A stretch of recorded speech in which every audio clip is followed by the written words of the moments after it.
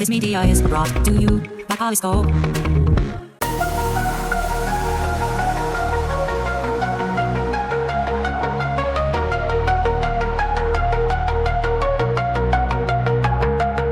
In the realm of tomorrow, where techniques mind, we ponder, we dream. Good morning, everyone, and welcome to Think Future. It's show number 1084. Thanks for joining us. Wait a minute, is it show 1084? Indeed it is. Thank you so much for joining us. A couple of episodes ago, I talked about how to become successful in this world. And part of that success was my turning around a phrase which everyone has heard before. It's who knows you. It's who you know. Success is all about who you know, right? But I don't think success is about who you know. Success is about who knows you. And who knows you has something to do with how visible you are in the world. And we are currently in an age where anybody could become visible. Anyone has the ability to become visible because the distribution of yourself has become so ubiquitous that anyone can distribute themselves. I mean, think about the days before the internet.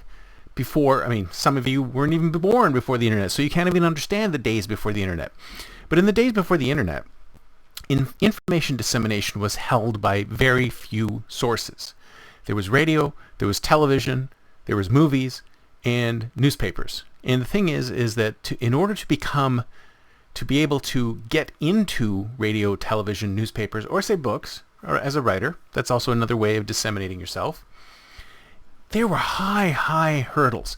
The barriers were incredibly high for you to be able, as a regular, normal person, become a successful. And successful in such a way is that everyone knows who you are, and whatever you create is valued. It has some kind of value. Musicians too. Let's talk about musicians. Same thing. It was very, very difficult to be discovered as a musician, as an author, in radio and TV, whatever it was incredibly difficult to be discovered because the distribution channels were controlled by a very small number of individuals in those specific industries. So there were book publishers who were controlling who was allowed to be able to publish a book.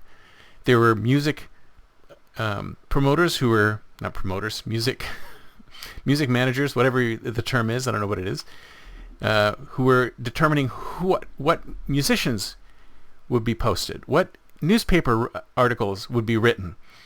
There were groups of people who were deciding what was allowed to be shown to everybody else. So you had a bunch of people creating stuff, and then that bunch of people creating stuff had to get the attention of this small group of people who were deciding on what to promote. And then that tiny little group of people who were deciding what to promote, like I said, whether it's an author, writer, musician, television program, whatever media that's being created, someone in that small group had to decide who was going to become successful in that space. They went in and they found you. They scouted, because this is part of what they scouted you out, and they found you. And because there were no distribution mechanisms, there was no widespread distribution mechanisms for human beings outside of this small group to be able to present themselves, then they had to do things like go to auditions or go to plays or whatever. They created music, they gave out CDs, they self-published books on paper, and they tried really hard to get the attention of these tiny little groups who were the gatekeepers on whether this stuff was going to become successful.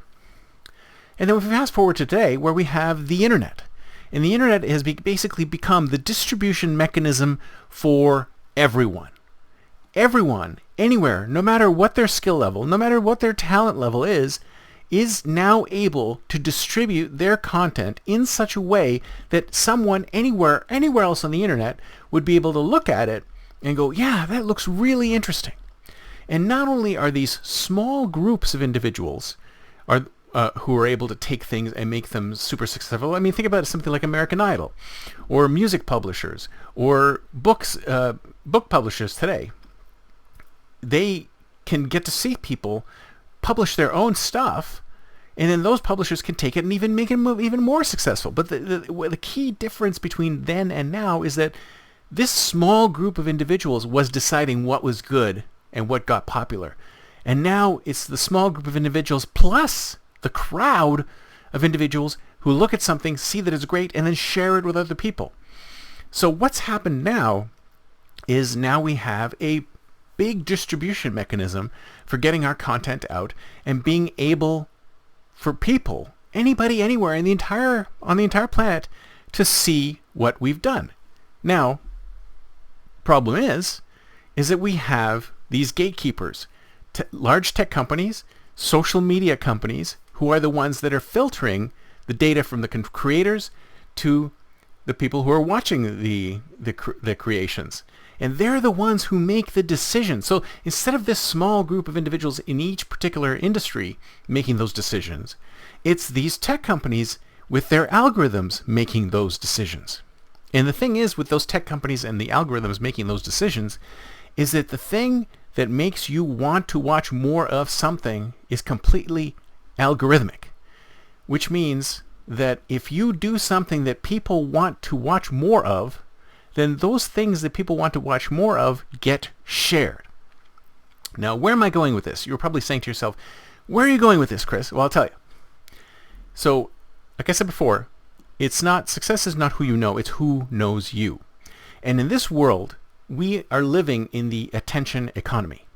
And the attention economy is driven by these algorithms run by these companies that are mediators between content. So they're mediators they're the ones, the algorithms are the ones that decide that your content, good or bad, is visible to someone who can help you make that content much more successful, whether it's people from these small industries, small groups of people from these industries, or large groups of crowds who love your content and want to share it. But again, it's still the algorithms that are making the decision. So how do the algorithms make the decision that you're being seen or not? Well, it's pretty simple. The more outrageous you are, the more often you're going to be seen. The more crazy, the more nuts you become. The more nuts you are when you're flailing your arms around on your video and screaming, that's what gets shared. Right? The thumbnail, the YouTube thumbnail, where somebody is like, is the stuff that gets shared, not the one where somebody's like, right? Am I right or am I wrong? I tell you. So what we have to do in order to be seen is we have to be outrageous. We have to be outrageous. And sometimes people are outrageous, like way beyond the outrage of what they normally would be.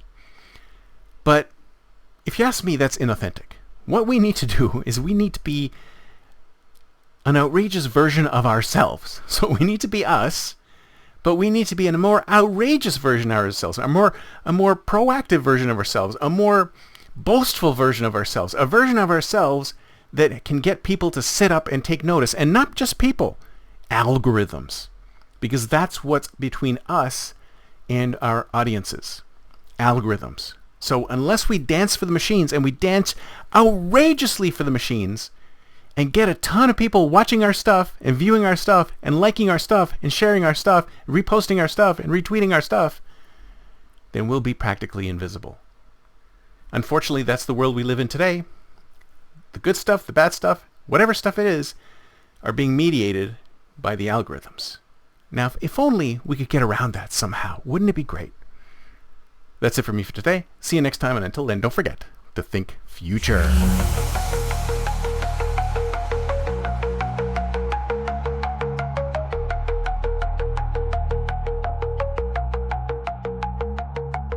Pixels and philosophies merge and mold, a future untold, unseen.